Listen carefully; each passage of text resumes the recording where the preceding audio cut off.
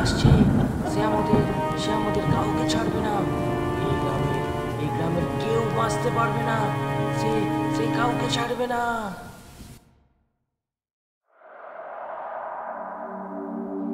গল্প শুরু করার আগে আমার সমস্ত শ্রোতা বন্ধুদের ভালোবাসা ও সহযোগিতা একান্তভাবে কাম্য করি। একটি লাইক ও চ্যানেলটি সাবস্ক্রাইব করে পাশে থাকার অনুরোধ রাখলাম। শুরু করছি আজকের হাড় হিম করা ভৌতিক নিবেদন, লাস্ট ট্রেন।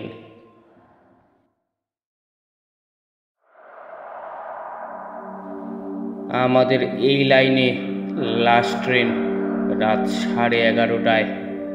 নেহাতে বিপাকে না পড়লে আমরা লাস্ট ট্রেনে কেউ চাপি না। সেদিন বারাসাত থেকে আমার এক বন্ধুর বিয়েতে নেমন্তন্ন খেয়ে ফিরছিলাম। তখন শীতকাল, তার ওপর ফিরতেও অনেক রাত হয়ে গেল। স্টেশনে এসে দেখি লাস্ট ট্রেনের সবুজ সংকেত ছাড়বার উপক্রম করছে। আমি ছুটে গিয়ে একটা বগিতে উঠে পড়তেই ছেড়ে দিল ট্রেনটি। আমি রাজারামতলায় নামব। হাওড়া থেকে মাত্র 2টি স্টেশনের পরেই রাজারামতলা। এমন কিছু দূরও নয়, কিন্তু মুশকিল হলো ট্রেনে উঠে সহযাত্রী হিসাবে কাউকে না পেয়ে। পুরো বগিটা একেবারে শুনশান। ভয় করতে লাগলো, কেননা দিনকাল খুব খারাপ। বিশেষ করে টিকিয়াপাড়ায় সমাজ বিরোধীদের দৌরাত্ম্য খুব বেশি। যদি কেউ সেখানে ওঠে এবং বদমতলব প্রয়োগ করে, তাহলে উপায় কি? এই একা আমার পক্ষে তাদের প্রতিহত করা কখনোই সম্ভব নয়। এই লাইনের ট্রেন সময় বলে কিছু নেই, তার উপর ধীরে চলনীতিতে চলে। তাই ধীর শ্লথ গতিতে চলতে লাগলো ট্রেনটি। যেতে যেতে খানিক পরেই আলো নিভে অন্ধকার হয়ে গেল। সে কি ভীষণ অন্ধকার! 2টি পাওয়ার স্টেশনের আউট অফ কানেকশানের জন্য এইখানে প্রতিদিনই এরকম হয়। খানিক যাওয়ার পর আপনা আপনি আবার আলো জ্বলে ওঠে। এবারও তাই হলো। আলো জ্বলতেই আমি অবাক বিস্ময়ে দেখলাম এক সুন্দরী ভদ্র মহিলা অত্যন্ত সাদামাটা পোশাক পরে কামরার মাঝামাঝি জায়গায় জানালার ধারে গালে হাত দিয়ে চুপচাপ বসে আছে। ভদ্রমহিলার বয়স খুব বেশি হলেও 30-35-এর ওপরে কখনোই না। এই প্রচণ্ড শীতে খোলা জানালার ধারে উনি যে কি করে বসে আছেন তা ভেবেই পেলাম না।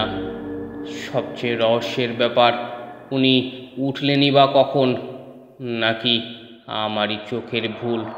তাড়াতাড়ি ছুটে এসে ট্রেন ধরেছি বলে আদৌ ওকে লক্ষ্য করিনি, হয়তো তাই। তবুও আমি একা থাকার নিঃসঙ্গতা দূর করার জন্য আমার সিট ছেড়ে এগিয়ে গিয়ে তার মুখোমুখি বসলাম। ভদ্রমহিলা একবার ফিরেও তাকালেন না আমার দিকে। অবশেষে আমি নিজেই আলাপ জমাতে বসে গেলাম তার সঙ্গে। বললাম, কি ব্যাপার, আপনার সঙ্গে কেউ নেই? এত রাতে একা কোথায় চলছেন? ভদ্রমহিলা একইভাবে বসে রইলেন, কথার উত্তরই দিলেন না। এমনকি আমার দিকে চেয়েও একবার দেখলেন না। আমি আবার বললাম, কিছু মনে করবেন না, দিনকাল খারাপ, তাই বলছি। আমার এই একা যেতে ভয় করছে। অথচ আপনি? ভদ্রমহিলা এবারও নিশ্চুপ, ফলে আলাপ আর জমল না। ট্রেন টিকিয়াপাড়া থামলো। একবার ভাবলাম নিচে গিয়ে গার্ড কম্পার্টমেন্টের পাশে উঠি। আবার ভাবলাম আর তো মাঝে একটা স্টেশন, তারপরেই রাজারামতলা, একেবারে সেখানেই নামবো। তাই চুপচাপ বসে রইলাম। বসে বসে ভদ্রমহিলার দিকে তাকিয়ে নানা রকম চিন্তা ভাবনা করতে লাগলাম। মনে মনে আহত হলাম একটু। কারোর সঙ্গে যে কথা বলতে গেলে তিনি যদি উত্তর না দেন বা এড়িয়ে যান তাহলে খুবই অসম্মান বোধ হয়। যাই হোক, উনি কথা বলুক আর নাই বা বলুক, আমার কি এসে যায়। আমি তো মনের মধ্যে কোনো বড় উদ্দেশ্য নিয়ে কথা বলতে যাইনি। একা কোনো মহিলাকে রাতে গাড়িতে এইভাবে দেখলে কৌতূহল একটু হয় বই কি, বিশেষ করে উনি যখন একজন ভদ্র মহিলা। সিগন্যাল না পেয়ে ট্রেন দাসনগরে ঢোকার মুখেই থেমে গেল। সেও প্রায় 10 মিনিট। তারপর দাসনগর পেরিয়ে রাজারামতলায় ঢোকবার মুখে বেলতলা ক্রসিংয়ে আবার একবার থামল। তারপর রাজারামতলা পার হতেই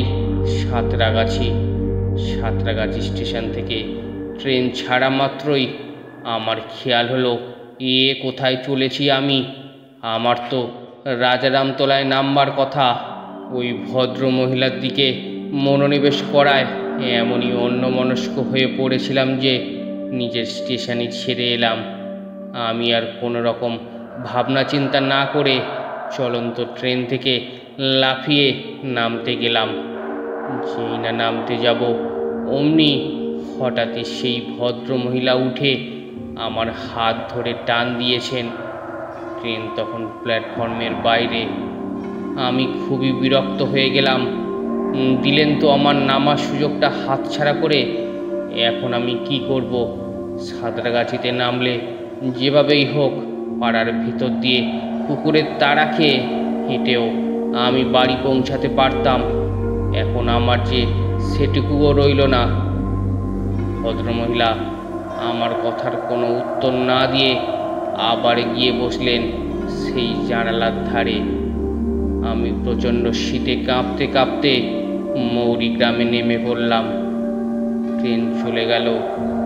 আপ প্ল্যাটফর্ম থেকে ডাউন প্ল্যাটফর্মে এসে স্টেশন মাস্টারের ঘরের দিকে গেলাম।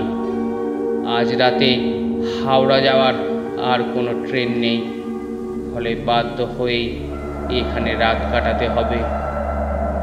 একেবারে শেষ রাতে একটা লোকাল আছে অবশ্য, সেও তো 3-4 ঘন্টার ব্যাপার। আমার চোখ ফেটে যেন জল এলো।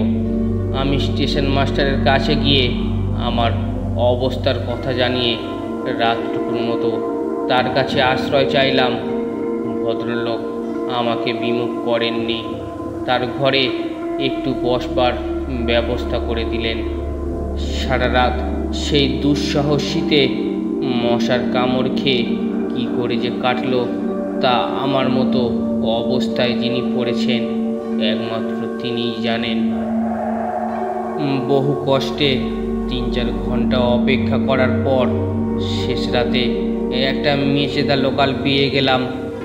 এই ট্রেনে অবশ্য লোকজন যথেষ্টই ছিল। এদের মধ্যে ব্যাপারই বেশি, তাই আর কোনো অসুবিধেই হলো না। মৌরি গ্রাম থেকে রাজারামতলা মাত্র 9 মিনিটের পথ। ট্রেন থেকে নেমে যেন স্বস্তির নিঃশ্বাস ফেললাম। তারপর স্টেশন থেকে বাড়ি যখন ফিরলাম তখন দেখলাম বাড়ির লোকেদের চোখে মুখে রীতিমতো দুশ্চিন্তার ছাপ। সারা রাত একজন মানুষ বাড়ি না ফিরলে যা হয় আর কি। যাই হোক, আসল ব্যাপারটা বাড়িতে আমি সম্পূর্ণ চেপে গেলাম। বললাম কাল রাতে ফিরতে দেরি হওয়ায় লাস্ট ট্রেনটা একটুর জন্য মিস করি, তাই সারা রাত হাওড়া স্টেশনে পড়ে থেকে ভোরের প্রথম ট্রেনেই আসছি। এই বলে বিছানায় শুয়ে একটা ঘুম দিয়ে শরীরটাকে ঝরঝরে করে নিলাম। এই ঘটনাটি এইখানেই সমাপ্তি ঘটলে এটার গল্প হতো না। এই ঘটনার কিছুদিন পরেই টিকিয়াপাড়ার কাছে নটবরপাল রোডের একটা বাড়িতে আমার ভাগ্নের জন্য মেয়ে দেখতে গেলাম। মেয়েটি সুন্দরী না হলেও চলনসই। আমাদের পছন্দ হওয়ায় ব্যাপারটা ওদের জানিয়ে দিলাম। তখন সন্ধে উত্তীর্ণ হয়েছে। আমাদের মতামত জেনে কন্যাপক্ষের লোকেরা পরমানন্দে দোতলায় গিয়ে মিষ্টিমুখ করতে লাগলেন। এমন সময় হঠাৎ লোডশেডিং, অন্ধকারে ভরে গেল চারিদিক। আর ঠিক তখনই যা দেখলাম তাতে সারা গায়ে কাঁটা দিয়ে উঠল আমার। ঘরের দেওয়ালের মাঝামাঝি জায়গায় একটা ছবি টাঙানো ছিল। সেই অন্ধকারেও ছবিটা যেন হঠাৎ কীরকম স্পষ্ট হয়ে উঠল। দেখলাম এই ছবি আর কারো নয়, সেই রাতে ট্রেনের কামরায় দেখা সেই ভদ্র মহিলার। সবচেয়ে আশ্চর্য, ছবির মুখ আমার দিকে তাকিয়ে হাসছে, তার চোখের পাতা পড়ছে, ঠোঁট দুটো নড়ছে। আর আর কিছুই আমার মনে নেই। সামান্য কিছুক্ষণের জন্য সংজ্ঞাহীন হয়ে পড়েছিলাম। পরে অবশ্য খবরে নিয়ে জেনেছিলাম ওই ভদ্র মহিলা মেয়েটির মা। বছরখানেক আগে মানসিক ভারসাম্য হারিয়ে টিকিয়াপাড়ার গার্ডশেডের কাছে ট্রেন থেকে লাফিয়ে পড়ে আত্মহত্যা করেন। বলা বাহুল্য, এরপরে ওই বাড়িতে আমার ভাগ্নের বিয়ের ব্যাপারটা আমরাই বাতিল করে দিয়েছিলাম। ঘটনাটি কেমন লাগলো অবশ্যই কমেন্ট করে জানান। আর ভালো লাগলে চ্যানেলটি সাবস্ক্রাইব করে নিন। ধন্যবাদ।